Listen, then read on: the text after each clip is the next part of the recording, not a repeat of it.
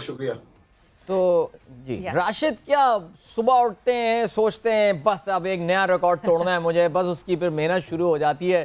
सो ये हम देख रहे हैं कि आप ननचैक्स के साथ जो है ना इस वक्त आपने 78 times, correct me if you are wrong, 88 times आपने जो है वो 1 मिनट में ये सिलसिला किया है इसका।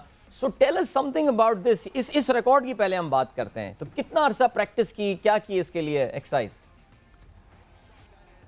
ये रिकॉर्ड जो है बेसिकली ननचक मार्शल आर्ट के अंदर या गिनीज बुक ऑफ जो वर्ल्ड रिकॉर्ड है उसके अंदर बहुत सी कैटेगरीज मौजूद है। उसमें से एक ननचक की भी कैटेगरी है। तो ननचक के जो पूरी दुनिया में जो सबसे ज्यादा आलमी रिकॉर्ड है वो इस वक्त मेरे पास है। तो ये रिकॉर्ड था ननचकू ट्राइंगल स्टेप का। तो इंग्लैंड के हैं चिराग लुका, उन्होंने, उनके पास और भी वर्ल्ड रिकॉर्ड है मार्शल आर्ट कैटेगरी के अंदर। तो उन्होंने 78 टाइम्स जो है इसको ट्राइंगल स्टेप किया था इन 1 मिनट। तो अल्हम्दुलिल्लाह मैंने 88 टाइम्स जो है इस रिकॉर्ड को करके जो है वो पाकिस्तान के नाम किया है। लेकिन मेरे पास ननचक्स के और भी रिकॉर्ड हैं जिसमें मैंने चाइना को, अमेरिका को और दूसरी कंट्रीज को, इंडिया को मैंने शिकस्त दी है ननचक्स मुकाबलों के अंदर। तो ननचक्स की बहुत सारी कैटेगरीज हैं जिसमें ननचक्स को 1 मिनट में सबसे ज्यादा टारगेट्स के ऊपर मारना, बॉटल के दरमियान से रखे हुए ताश के जो पत्ते हैं उनको निकालना, फिर इसी तरह क्ले सपोर्टिंग टारगेट्स को ब्रेक किया। मतलब अगर मैं अपने एक रिकॉर्ड की बात करूं तो ननचक मैंने 1 मिनट में 350 टाइम्स जो है वो टारगेट पे हिट किया है और फिर 557 टाइम्स जो है वो मैंने दोनों हाथों से ननचक्स को हिट किया टारगेट पे। तो इस तरह बहुत से रिकॉर्ड्स हैं ननचक के जो अल्हम्दुलिल्लाह मेरे पास हैं और पाकिस्तान के पास है। राशिद, पहला रिकॉर्ड कौन सा था जो आपने ब्रेक किया और क्या, कहाँ से मोटिवेशन हुई? मतलब वन फाइन डे राशिद उठे और राशिद ने कहा मैं ये गिनीज वर्ल्ड रिकॉर्ड तोड़ूंगा, क्या, कैसे हुआ, शुरुआत क्या थी? किसी भी चीज की जो है वो स्टार्टिंग कभी भी इस तरह नहीं होती कि कोई एकदम शख्स उठे और एकदम रिकॉर्ड बनाना शुरू कर दे। 10 साल मुझे वेट करना पड़ा। पाकिस्तान में रिसोर्सेज कम होते हैं।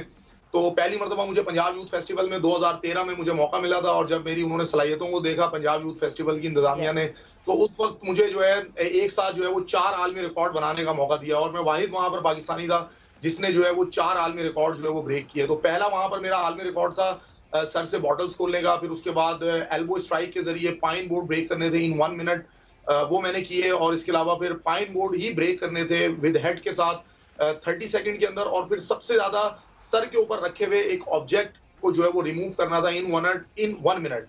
तो उस वक्त मैंने जर्मनी, इंग्लैंड के जो जिनको तरक्की याफ्ता ममालिक के सब में शामिल किया जाता है उनके रिकॉर्ड्स मैंने अल्हम्दुलिल्लाह जो है वो ब्रेक किए थे जब मुझे पहली मरतबा मौका मिला। तो ये ननचक्स के साथ जो है ये आपकी उनसियत और ये मोहब्बत कैसे पैदा हो? यानी बचपन में कभी ना कभी किसी को देखा होगा मोहल्ले, मुझे भी याद है हमारी गली में भी एक लड़का हुआ करता था, वो भी ना ननचक्स लेके, हम भी लेके अपनी ना वो कमर पे ही मारा करते थे और कुछ होता नहीं था। तो जैकी चैन को ही ये वाकई आई मीन वो एक जमाने में था, ये बहुत कॉमन चीज़ें हो गई थी। मुझे याद है एक पीटीवी पे सीरीज भी निंजा आया करती थी, उसमें भी उसी तरह की चीज़ें यूज़ कर रहे होते थे। इस पर्टिकुलर हथियार के साथ आपकी जो है ना वो उनसियत कैसे पैदा हुई? उनसियत इस तरह पैदा हुई कि देखिए मार्शल आर्ट का मैं एक्सपर्ट हूँ। मार्शल आर्ट मैं पिछले 27 साल से मार्शल आर्ट कर रहा हूँ। उसके अलावा तकरीबन 20 साल सन 2001 से जो है वो मैं अपने स्टूडेंट्स को सिखा रहा हूँ मार्शल आर्ट।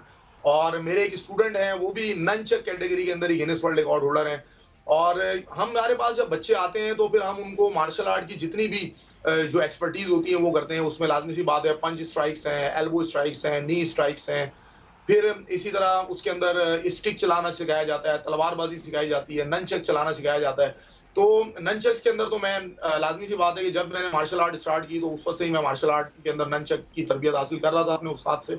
और फिर जैसे ही मुझे मौका मिला पहली मरतबा जब मैंने ननचक्स की कैटेगरीज देखी और तो मैंने ये डिसाइड किया कि यार ननचक तो एक मार्शल आर्ट का बड़ा जबरदस्त किस्म का एक वेपन है और ब्रूस ली का जो है वो बड़ा मशहूर है जमाना जो है ये वेपन है। और ब्रूस ली को देखकर ही हम लोगों ने मार्शल आर्ट सीखना शुरू की, वो इंस्पिरेशन है हमारे लिए वो भी। तो फिर ननचक्स के अंदर जो है वो सबसे ज्यादा जो है वो आलमी रिकॉर्ड बनाना और फिर गिनीज वर्ल्ड रिकॉर्ड की तरफ से ब्रूस ली ऑफ पाकिस्तान का खिताब मिलना। और फिर एक इंस्टाग्राम के ऊपर एक ब्रूस ली के नाम से ऑफिशियल पेज है जो इंस्टाग्राम ने अप्रूव किया हुआ है, वो ब्रूस ली के नाम से ये एक पेज बना हुआ है। उन्होंने भी मेरी वीडियोस जो है अपने पेज के ऊपर जो है वो शेयर की। तो मैं समझता हूँ कि ये एज ए पाकिस्तानी फिर चाइना जैसे मुल्क जिसको मार्शल आर्ट के अंदर जो है वो दुनिया का टॉप कंट्रीज के अंदर शामिल किया जाता है, वहां का जो वर्ल्ड चैंपियन है मैंने उसको 2 से 3 मरतबा जो है मैंने उसको जो है ननचक्स के वर्ल्ड रिकॉर्ड्स के अंदर शिकस्त दी है। तो मैं समझता हूँ एज ए पाकिस्तानी जो है मैं इस पर बड़ा प्राउड फील करता हूँ कि मुझे इन चीजों पे अबूर हासिल है और मैं मेहनत कर रहा हूँ और दिन रात जो है मैंने मतलब 2003 से मुझे याद नहीं पड़ता कि अगर मुझे कोई इंजरी ना हुई हो, क्योंकि हमें इंजरीज भी बहुत ज्यादा हो जाती है बाज मरतबा, बहुत से रिकॉर्ड्स हैं एल्बो स्ट्राइक्स के और फिर नी स्ट्राइक के। तो मेरी कोशिश होती है कि मुझे याद नहीं पड़ता कि मेरा कोई दिन जो है वो प्रैक्टिस से जो है वो खाली जाता हो, क्योंकि मेरा गोल है कि मैंने 100 रिकॉर्ड्स जो है वो जल्द से जल्द जो है वो कंप्लीट करने, और इसके लिए मैं बहुत ज्यादा एफर्ट कर रहा हूँ, बहुत ज्यादा मेहनत कर रहा हूँ, बहुत ज्यादा जो है वो बाकी इंशाल्लाह ताला मुझे पता है कि मेरी पाकिस्तानी कौम की दुआएं मेरे साथ है, मेरे लिए दुआ करते हैं, तो इंशाल्लाह मैं जल्द से जल्द जो है कामयाब होऊंगा इसमें। जबरदस्त। अच्छा राशिद, जितने लोग इस वक्त जो है आपको देख रहे हैं, आपको सुन रहे हैं, वो जानना चाहेंगे कि अगर लेट्स से एक बच्चा इस वक्त आपको देख रहा है और वो चाहता है कि हाँ जी मैंने ये फलाना गिनीज वर्ल्ड रिकॉर्ड मैं तोड़ सकता हूँ, मुझ में ये क्वालिटी है, मुझ में ये एबिलिटी है, क्या प्रोसेस है, किस तरह आप कांटेक्ट करते हैं गिनीज वर्ल्ड रिकॉर्ड? मतलब आप तो अब शायद ईमेल करके कहते होंगे I am here, I am back again, जितने आपके रिकॉर्ड्स हो गए, but what is the process? जी बिल्कुल, ये बड़ा अच्छा आपने सवाल किया। देखिए जितना भी जो प्रोसेस होता है वो थ्रू वेबसाइट होता है और आप जो है वेबसाइट पे जाइए, वेबसाइट पे जाके अपना रिकॉर्ड चूज कीजिए, आपको नजर आ जाएगा कि मैं कौन सा रिकॉर्ड बनाना चाहता हूँ, आपके अंदर कौन सी एबिलिटीज हैं। आप जो है रिकॉर्ड को अप्लाई करें गिनीज वर्ल्ड रिकॉर्ड की वेबसाइट पे जाके। मैं इसका प्रोसेस बता देता हूँ कि जब आप रिकॉर्ड को अप्लाई करते हैं तो तकरीबन 3 से 4 महीने का प्रोसेस होता है, जब आपका एक रिकॉर्ड की एप्लीकेशन मंजूर होती है और उसके बाद गिनीज वर्ल्ड रिकॉर्ड जो है वो आपको गाइडलाइन फराहम करता है।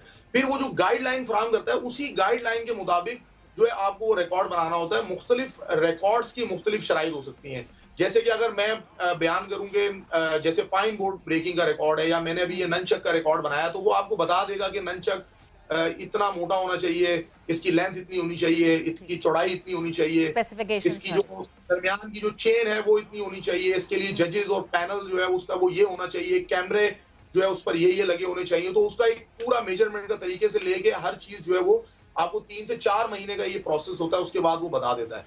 फिर उसके बाद जब आप रिकॉर्ड को भेज देते हैं तो रिकॉर्ड बेसिकली ये जाता है लंदन में इसका हेडक्वार्टर है। और अगर आप चाहते हैं कि आपका ये प्रोसेस जल्दी हो जाए तो उसका तरीका ये है कि फिर आप ऑनलाइन जो है वो फीस पे करते हैं और जिसकी जो फीस है वो $1000 है।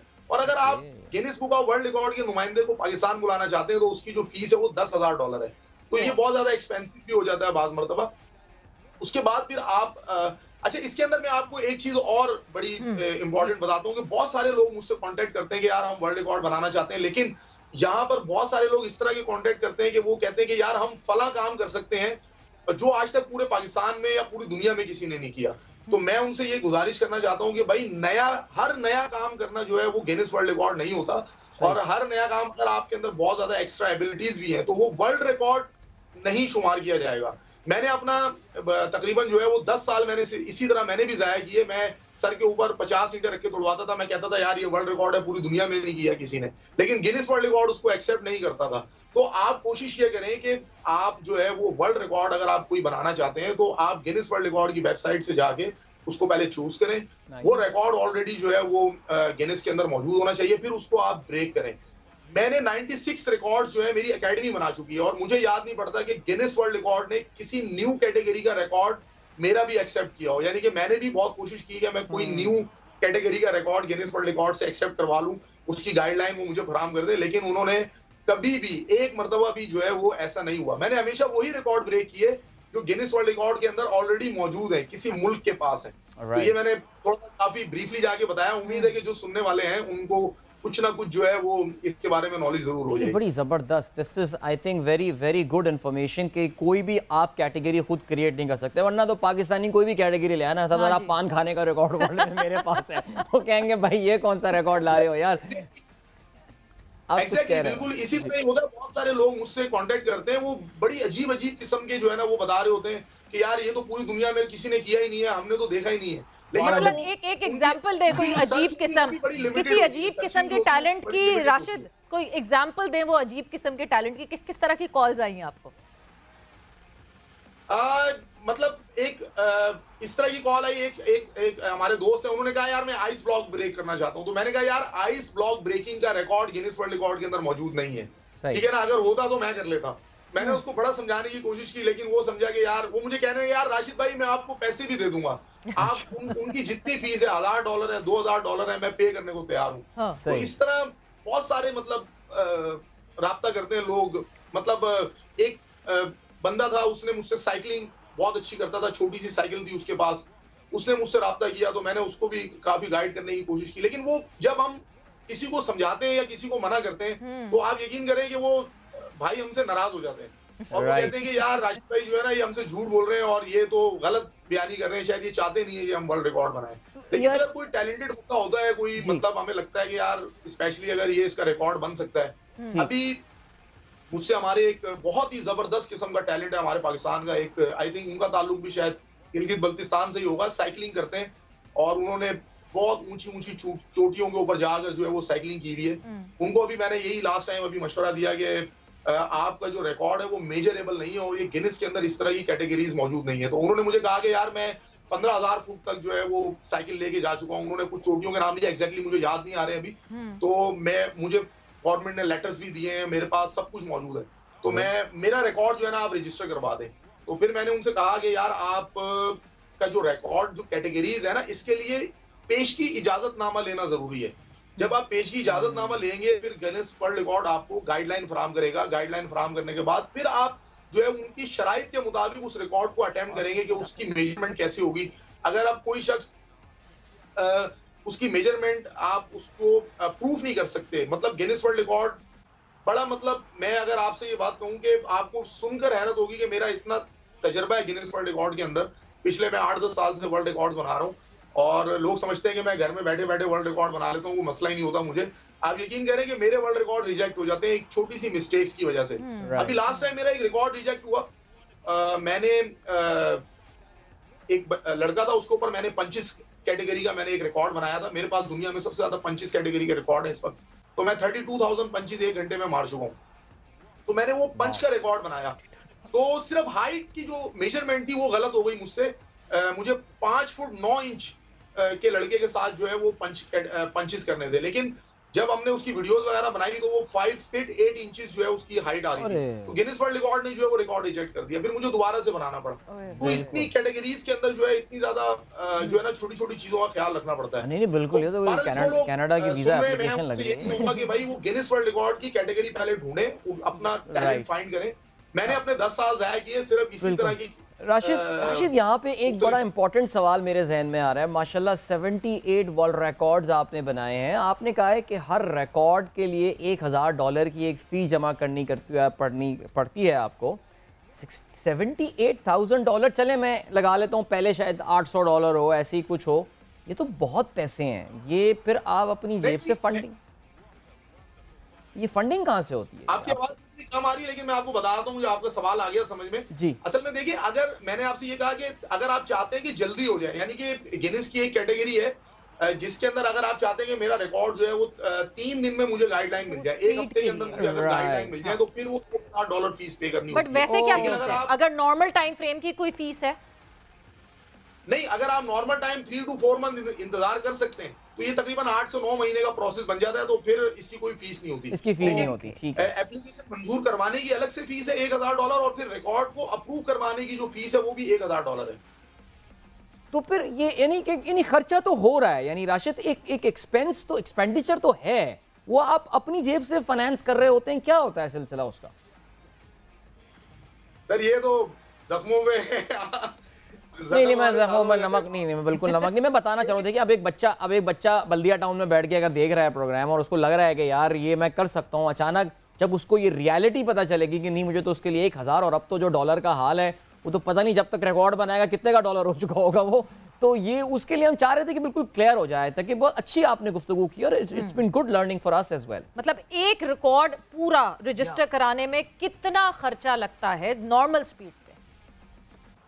सर अगर आप उसको मतलब आप मेरे ख्याल में थोड़ा सा कंफ्यूज हुए। देखिए, अगर आप चाहते हैं कि आपकी कैटेगरी जल्दी अप्रूव हो जाए, देखिए 2 है, यानी अगर मिसाल के तौर पे मैंने एक रिकॉर्ड अप्लाई किया तो थ्रू प्रॉपर चैनल जब वो आएगा उसका आंसर तो 3 से 4 महीने में आएगा, तो उसकी कोई फीस नहीं है। लेकिन अगर आप चाहते हैं कि आपका रिकॉर्ड जल्दी अप्रूव हो जाए, 3 दिन में अप्रूव हो जाए या 1 हफ्ते के अंदर हो जाए या 10 दिन में अप्रूव हो जाए, तो फिर आपको ऑनलाइन उसकी फीस पे करनी पड़ती है। तो अगर आप नॉर्मल उस पे चलते हैं तो तकरीबन 8 महीने, 7 महीने, 9 महीने या 10 महीने भी लग जाते हैं। और पहला रिकॉर्ड अप्रूव करवाना जो है वो इतना मुश्किल तरीन काम है कि दांतों तले पसीना आ जाता है। हम तो आदी हो गए, इस वजह से हमारे लिए अब इतना जो है वो मुश्किल नहीं होता। लेकिन अभी भी जब हम अपनी रिकॉर्ड को मेंटेन कर रहे होते हैं और उसकी जब डॉक्यूमेंटेशन कर रहे होते हैं, उसकी फाइल्स बना रहे होते हैं, तो आप यकीन करें कि हमसे भी गलतियां हो जाती हैं, क्योंकि बहुत ज्यादा कड़ी शराइत होती है गिनीज वर्ल्ड रिकॉर्ड की। लेकिन कोशिश करते हैं कि जितना भी लोगों को जो है मतलब गलती कम से कम हो, क्योंकि फिर वो रिकॉर्ड अगर रिजेक्ट हो जाता है तो बाद मरतबा हमने बहुत ज्यादा मेहनत की हुई होती है और उसका रिजल्ट 3 महीने के बाद आता है। तो 3 महीने के बाद जब आपका आता है रिजल्ट, तो उसके बाद आपकी जो प्रीवियस प्रैक्टिस होती है वही खत्म हो जाती है। Rashid, thank you.